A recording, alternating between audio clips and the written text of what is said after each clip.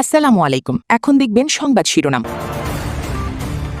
ঈদুল আজহার ছুটি 7 দিন, মন্ত্রিসভায় অনুমোদন। নিকারের বৈঠকে বগুড়া সিটি কর্পোরেশন প্রস্তাব পাস। হাওরে কৃষকদের জন্য সহায়তা পাঠানোর নির্দেশ প্রধানমন্ত্রীর।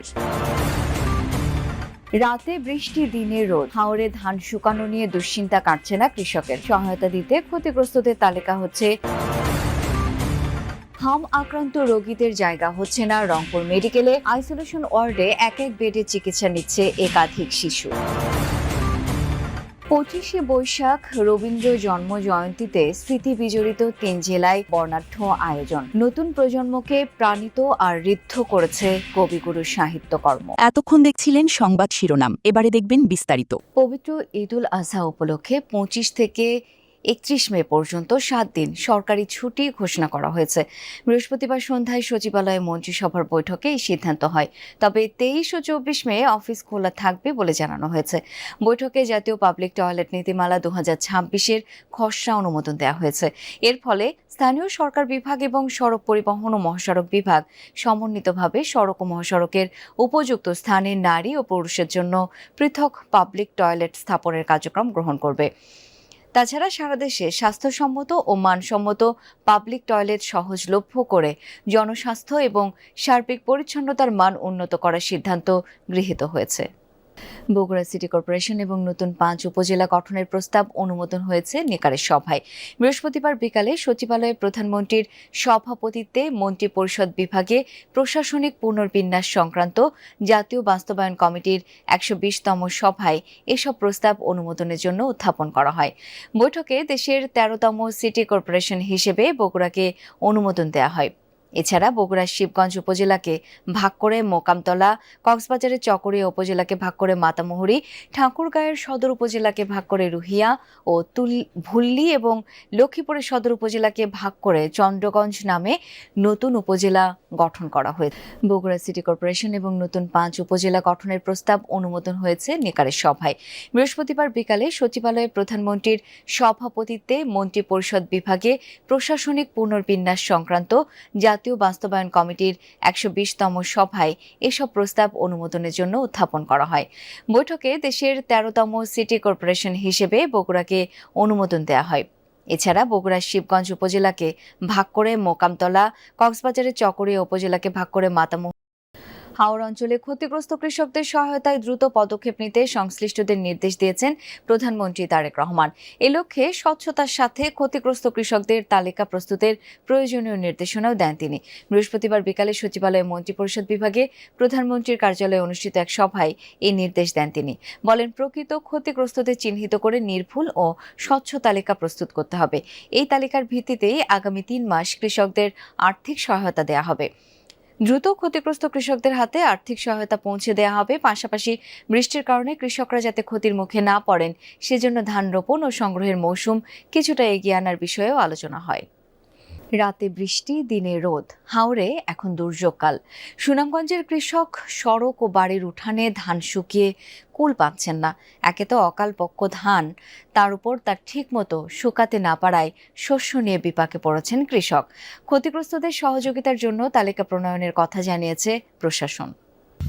সুনামগঞ্জে হাওরের বুক জুড়ে এখন শুধু ফসল বাঁচানোর লড়াই। সাম্প্রতিক প্লাবনে তলিয়ে যাওয়া ফসল ঘরে তুলতে প্রাণান্ত চেষ্টা চালিয়ে যাচ্ছেন।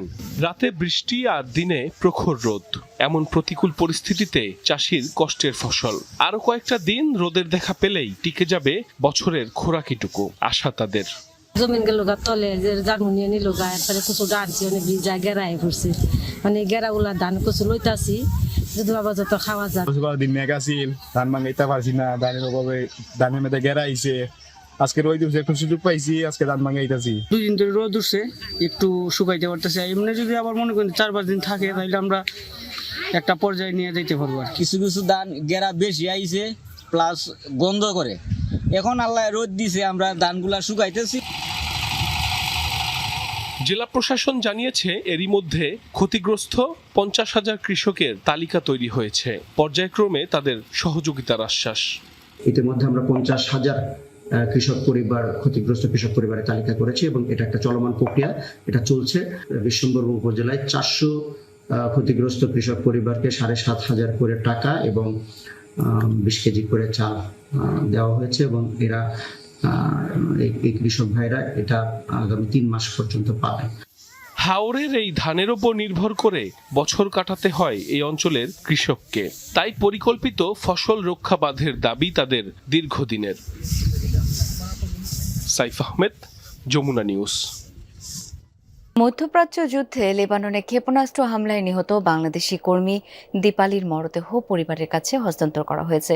গতরাতে হযরত শাহজালাল আন্তর্জাতিক বিমানবন্দরে পররাষ্ট্র প্রতিমন্ত্রী শামা ওবায়েদ মরদেহ আর আর্থিক অনুদান হস্তান্তর করেন।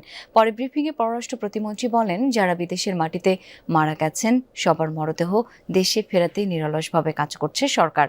মধ্যপ্রাচ্যে যুদ্ধে এখন পর্যন্ত 8 জন বাংলাদেশি মারা গেছেন, যাদের মধ্যে 6 জনের মরদেহ দেশে ফেরানো গেছে। একজনকে দাফন করা হয়েছে সৌদি আরবে।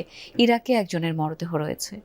একজন কর্মক্ষম নারী, একটি পরিবারের ভরসা ছিলেন দীপালি। তার নিথর দেহ কফিনে বন্দী হয়ে ফিরেছে স্বদেশের মাটিতে। ছোট বোন লাইজুর কান্নায় ভারী হয়ে যায় বাতাস। বিমানবন্দরে উপস্থিত পররাষ্ট্র প্রতিমন্ত্রী শামা ওবায়েদ। রংপুর বিভাগে হাম পরিস্থিতির অবনতিতে শঙ্কিত অভিভাবক ও স্বাস্থ্য বিভাগ। প্রাদুর্ভাব শুরুর পর থেকে পর্যন্ত মারা গেছে 4 শিশু। রংপুর মেডিকেল কলেজ হাসপাতালের আইসোলেশন ওয়ার্ডে একই শয্যায় চিকিৎসা নিচ্ছে 2-3 জন শিশু। হাসপাতাল কর্তৃপক্ষ বলছে, জায়গা সংকুলান না হয় এমন পরিস্থিতি। এতে উৎকণ্ঠা ছড়িয়েছে অভিভাবকদের মধ্যে।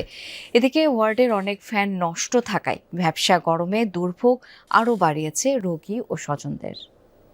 আসছে এখানে রংপুর মেডিকেল কলেজ হাসপাতালের শিশু বিভাগের 3টি রুমকে করা হয়েছে আইসোলেশন ওয়ার্ড। রোগীর চাপের কারণে একই বেডে চিকিৎসা দেয়া হচ্ছে 2 থেকে 3 শিশুকে। নতুন পুরনো রোগী এক বেডে থাকায় হাম ছড়ানোর শঙ্কা অভিভাবকদের। একটা বেডে 2 জন বাচ্চা না দেওয়াই ঠিক, কারণ এক একজনের এক এক সমস্যা হচ্ছে, আর 2 বাচ্চা দিলে 2 জনেরই প্রবলেম হয়ে যাচ্ছে অনেক। ছোঁয়াছুঁয়ি রোগ একজনকার থেকে আরেকজনকাকে আবার সমস্যা করে। এটা একটু একা এক বেডে থাকলে একটু ভালো হয়। এক ডক্টর বলতেছে আরেকখানে যেতে, আরেক ডক্টর বলতেছে আরেকখানে যেতে। যারা নতুন তারা এই সমস্যার সমাধান করতে না পারে, হয়তো দেখা যাচ্ছে সেভাবে তো অনেক লেট হয়ে যাচ্ছে। এদিকে ওয়ার্ডের বেশিরভাগ ফ্যান অচল থাকায় ভ্যাপসা গরমে অতিষ্ঠ শিশুরা। অক্সিজেনের সিলিন্ডার কম থাকায় ব্যাহত হচ্ছে চিকিৎসা কার্যক্রম। ফ্যান নাই, আবার অক্সিজেনেরও সেরকম কোনো সুযোগ সুবিধা নাই।